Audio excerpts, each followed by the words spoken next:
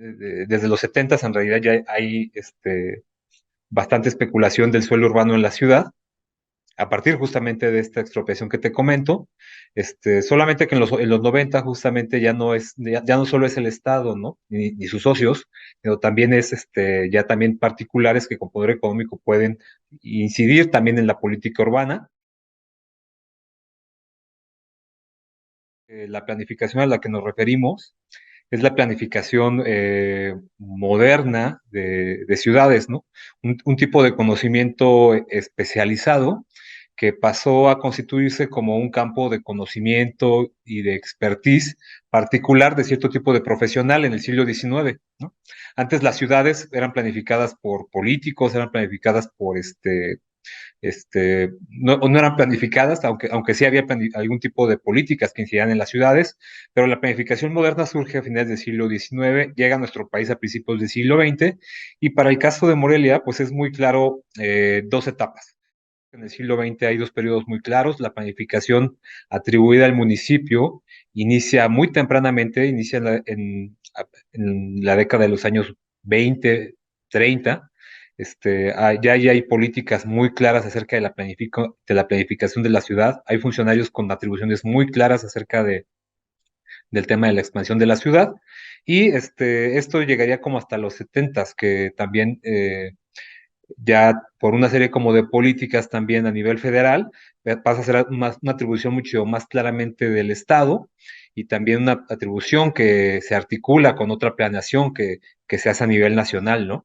De hecho, pues los planes de desarrollo urbano, que era como anteriormente se llamaban a estos, pues pasaron a ser también programas, porque en teoría solamente había un plan, ¿no? Que era un plan nacional.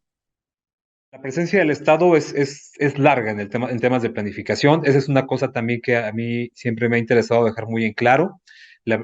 Muchas veces parece que el Estado no se ha ocupado del tema de la planeación urbana y en realidad, si uno revisa la historia, lo que encuentra es que la intervención estatal en materia de planeación urbana tiene mucho tiempo, ¿no?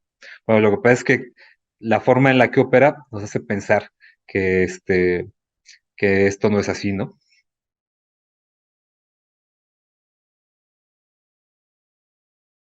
Los ochentas es un periodo de transformación importante para la ciudad, porque de hecho ocurre una especie, yo ubico que más o menos en Michoacán hay dos etapas en las cuales ha habido como una especie como este, de auge de la planificación de ciudades. El primero es muy temprano, es en la década de los 50. Hay mucha planificación de ciudades en la década de los 50 en el estado de Michoacán, y un segundo auge de esto ocurre en los 80. Hay una política fuerte de crear programas y planes de desarrollo urbano para las ciudades de Michoacán. Este, de hecho, se elaboran muchos de las principales capitales las principales cabeceras municipales, perdón. Y el asunto ahí justamente es que, pues como sabes, como posiblemente sabes, en los 80 es un periodo también de crisis económica, ¿no? Entonces también ahí ocurre que hay planeación, pero también lo cierto es que hay un contexto muy adverso en términos económicos, y también en los 80 pues se crean grandes infraestructuras que después un poco van a marcar como el desarrollo de la ciudad, ¿no? Un poco cosas que creo que actualmente podemos ver que van a ser similares, como por ejemplo el trazo de un nuevo libramiento, de un nuevo anillo periférico, siempre detona el crecimiento de la ciudad, la expansión de la mancha urbana hacia ciertas zonas, ¿no? Pero en los ochentas, pues hay justamente pues algunas infraestructuras como el trazado del libramiento que marcaron los límites de la marcha urbana, ¿no? Marcaron la pauta para la expansión de la mancha urbana durante varios años, hasta la década de los noventas, principios de la década del 2000, ¿no? Y ahora pues el libramiento que conocemos, es muy céntrico, ¿no? Para la expansión de la mancha urbana.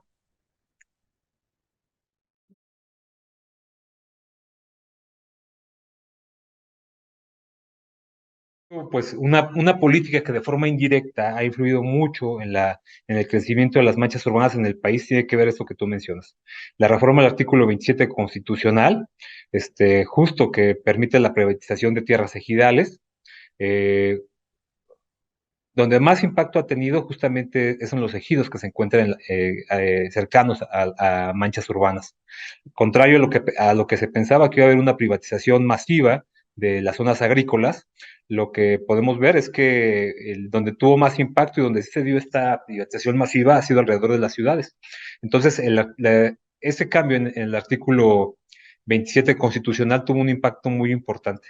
Aunque debo decirte, Gilbert, también que los ejidos siempre han sido víctimas, un poco, ponerlos de alguna forma, del crecimiento de la ciudad. Aquí mismo en Morelia, en los 70s, los ejidos de la zona sur de la ciudad sufrieron grandes expropiaciones para crear suelo de reserva urbana, ¿no?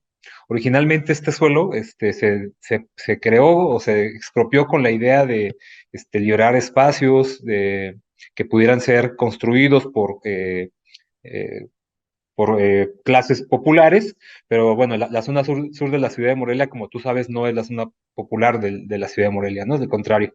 Entonces, hubo una expropiación muy importante a principios de los 70 por el gobierno del estado, de los ejidos del sur de la ciudad, en toda la parte que actualmente es el Club Campestre, las Américas, es la zona de Ocolucen, y originalmente se manejó en esa expropiación que era para construir vivienda popular, ¿no? En realidad también, pues esto terminó convirtiéndose en colonias de clase media en la ciudad, y creo que sí se construyeron algunas pocas viviendas populares en algunos lugares que no son al sur de la ciudad, más bien como hacia la zona del poniente, ¿no?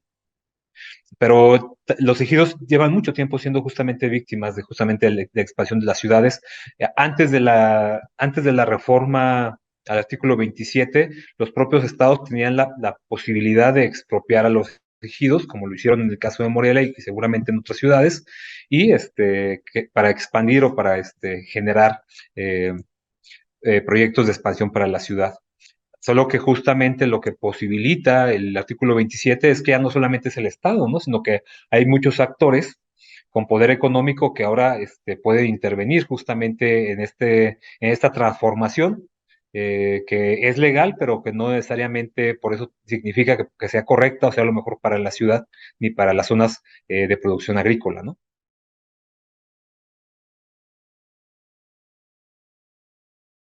No, definitivamente diría que no está bien planificada la ciudad, porque también ha habido una omisión importante de cumplir los programas o los planes que el propio gobierno construye, ¿no?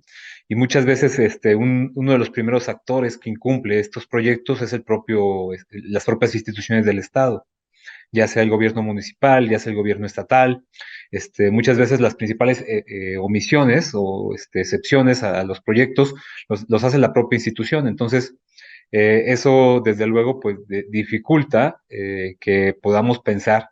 Yo francamente no ubico un programa que claramente haya, un programa público que claramente haya proyectado el tipo de ciudad que tenemos ahora, ¿no?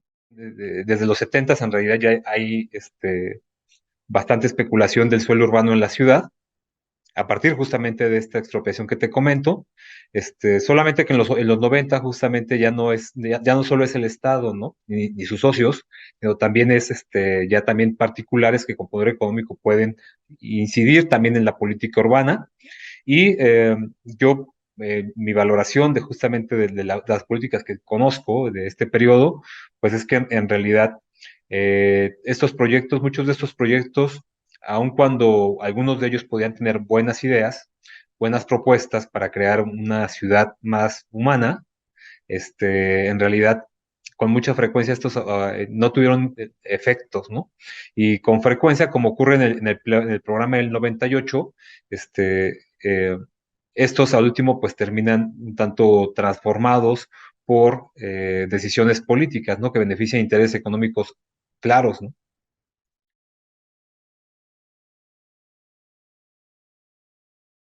Lo que ha ocurrido, te comento, en casos anteriores, hace 30, 40 años, cuando ocurrían este tipo de procesos en los cuales se liberaba una gran cantidad de suelo urbano a partir justamente de una obra como una vía de comunicación, en realidad esos proyectos nunca se justificaron en términos demográficos o en términos de crecimiento real, ¿no? El tiempo lo que llevó fue justamente a que sí se liberó una gran cantidad de suelo para ser acaparado muchas veces, que ese suelo después de 20, 30 años seguía siendo sin estar ocupado. Y lo que comentas, pues justamente eso, ¿no? Una inversión que se hace a mediano plazo por quien puede hacerla, y también eso, pues a la larga termina también perjudicando la misma dinámica de crecimiento de la ciudad, ¿no? Eso es lo que yo te puedo decir en términos de lo que sé de la historia de este proceso, ¿no? En los 80 y en los 90, por lo menos eso es lo que ocurrió, y no me extrañaría que, pues, un poco primero como tragedia y después como farsa la historia se repita, ¿no?